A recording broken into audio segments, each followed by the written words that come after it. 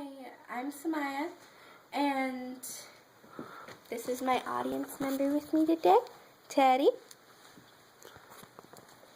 And I'm doing a speech that is informational, but instead of teaching you how to do something, I'm going to teach you about something. I'm going to teach you about porphyria, which is also called the vampire disease. When I was younger, I believed in vampires. I was absolutely obsessed with the things. Then after a while, I realized, oh yeah, vampires. They're sort of kinda not real. But I was still fascinated with them. And then, instead of being fascinated by vampires, I became fascinated with how the myth came to be.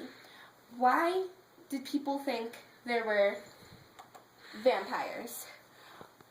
What made them so curious about them? And then I found a disease called porphyria, which is potentially what the myth is based off of. Now, Teddy, what do you think of when you think of vampires?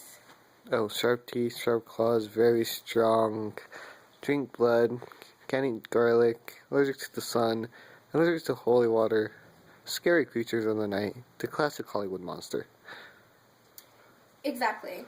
Vampires were known for pale skin, sharp canines, drinking blood, garlic, aversion to sunlight. In 1985, the University of British Columbia's Dr. David Dolphin decided that legends could be traced to people suffering from porphyria, since victims often have discoloration in their urine, which causes it to look like blood, as you can see in the image right here, as well as buildup in porphins in their teeth, which may look like they had just finished a delicious meal of someone's brother or sister, or potentially a whole village, depending on how far they went. Garlic removes iron from the molecules, storing hemoglobin, and that was one of the reasons why they may have had an aversion to garlic. Victims of porphyria are sensitive to the sunlight, and receding gums give them the appearance of fangs. As I mentioned, garlic is a chemical that may have made things worse. Porphyria is now treated by the injection of blood products such as hematin, according to the American Porphyria Foundation, and it could have used to have been treated by possibly drinking blood as a form of self-medication. Now, if a person who was suffering from porphyria was fatigued or anxious, which that is one of the signs, and they self-medicated by drinking blood, afterwards the fatigue and maybe the pallor in their skin would have been magically fixed, causing people to potentially associate this with vampirism. Now, this was really rare, but victims of porphyria also potentially had an increase of hair on their forehead, which may have cued some of the images that we think of for old Hollywood films today, such as Nosferatu, Dracula, with the widow's peak and the hair right there, as well as, their paleness and everything. Now, the National Institute of Health said that they also received hallucinations. That was one of the symptoms. So someone who had porphyria may have hallucinated, which may have caused them to be violent and potentially attack people, which could have stemmed a fear of people with these conditions, potentially causing a fear of vampires. Sun exposure was also known to be one of their triggers.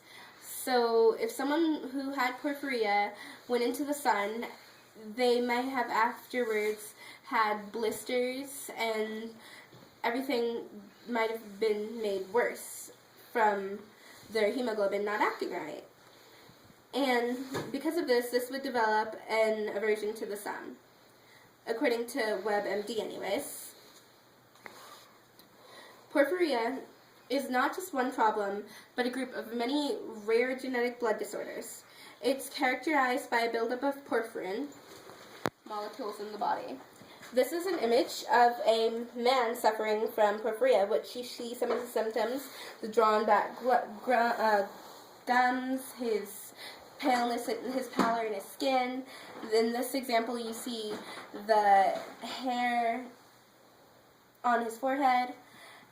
Porphyria derives from the term purple pigment, and the reason why it may have gotten its name was, as I mentioned, which is referenced by the Mayo Staff Clinic, the purple coloration of their urine, which could have potentially made it seem like blood. Porphyrins are needed for healthy hemoglobin, and without those, it causes all of the symptoms that I mentioned before, including the pale skin. And if you had porphyrins in your gums, I mentioned that it may look like you had just consumed a meal.